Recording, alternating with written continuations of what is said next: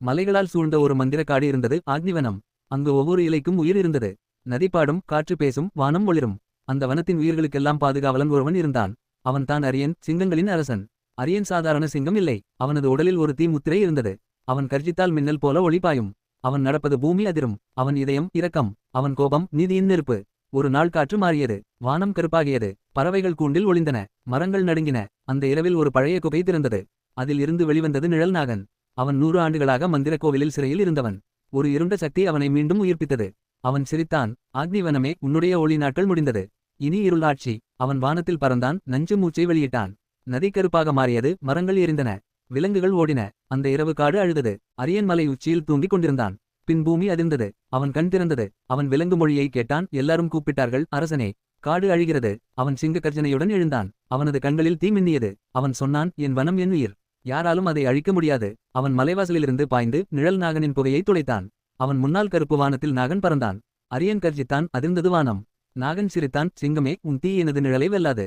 அவன் ஒரு இருள் காற்றை உருவாக்கி அரியனை தள்ளினான்.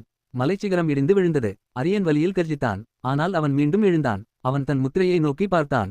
அது மங்கிவிட்டது. அவன் மனதில் நினைத்தான், என் தீயை மீண்டும் உயிர்ப்பிக்க ஒரே வழி, ஒளியின் மூலத்தை தேட வேண்டும். அவன் மந்திர குகைக்குச் சென்றான். அங்கு பழமையான அக்னிக்கல் இருந்தது. அது ஒரு காலத்தில் ஒளி மற்றும் தீ சக்தி இணைந்த ரத்தினம். ஆனால் அது மங்கிவிட்டது. அவனது பாட்டி சொல்லிய பழைய வார்த்தைகள் அவன் மனதில் ஒலித்தது.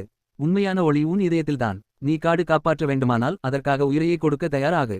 அவன் மண்டியிட்டு கண்களை மூடி சொன்னான், என் தீயின் உயிராகட்டும், என் ஒளி என் மக்களுக்கு அருளாகட்டும். அந்த நொடியில் கல் பிரகாசித்தது. அவன் உடலில் தீ மின்னல் போல பாய்ந்தது. அவன் முழுக்க தீயின் ஒளியால் மின்னினான். நிழல் நாகன் மீண்டும் வந்து வானத்தில் பறந்தான். அவன் குரல் ஒலி காடு முழுவதும் எதிரொலித்தது. சிங்க ராஜா, உன் ஒளி என்னை அழிக்க முடியாது. அரியன் பாய்ந்தான், நான் அழிக்க வரவில்லை, சமநிலை கொடுக்க வருகிறேன். அவன் தீயை வானத்துக்கு பாய்ச்சினான். நாகன் இருளை விரித்தான். ஒளியும் நிழலும் வானத்தில் மோதின. தீயின் சுடர் மற்றும் இருளின் மூச்சு ஒன்றாக பாய்ந்தது.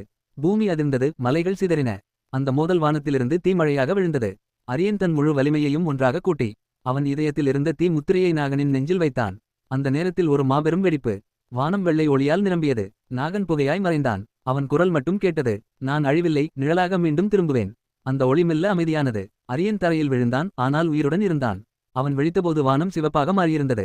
மழை பெய்தது. காடு மீண்டும் உயிர் பெற்றது. விலங்குகள் அவனைச் சூழ்ந்தன. அரியன் மெல்ல சிரித்தான். இனி ஒளியும் நிழலும் இரண்டும் ஒன்றாக வாழட்டும் என்றான். அவன் நாகனின் இருளை மந்திர கல்லாக மாற்றி அதை காட்டின் இதயத்தில் பதித்தான். அந்த கல்லிலிருந்து இன்று வரை ஒளி மற்றும் நிழல் ஒன்றாக பிரகாசிக்கிறது.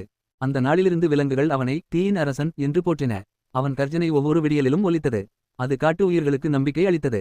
அவன் கற்ற பாடம் ஒரு சின்னமாக மாறியது. விடப்பெரிது, நியாயம் தீ போல எரியட்டும். ஆனால் இரக்கம் நிழல் போல காக்கட்டும். முடிவில் அரியன் மலை உச்சியில் நின்று வானத்தை நோக்கி கர்ஜித்தான். அந்த ஒலி மின்னலுடன் கலந்து வானத்தை அதிர்த்தது. அது ஒரு வெற்றியின் ஒலி மட்டுமல்ல, சமநிலையின் ஒலி. அந்த நாள் முதல் ஆக்னிவனம் ஒருபோதும் இருளால் மூடப்படவில்லை.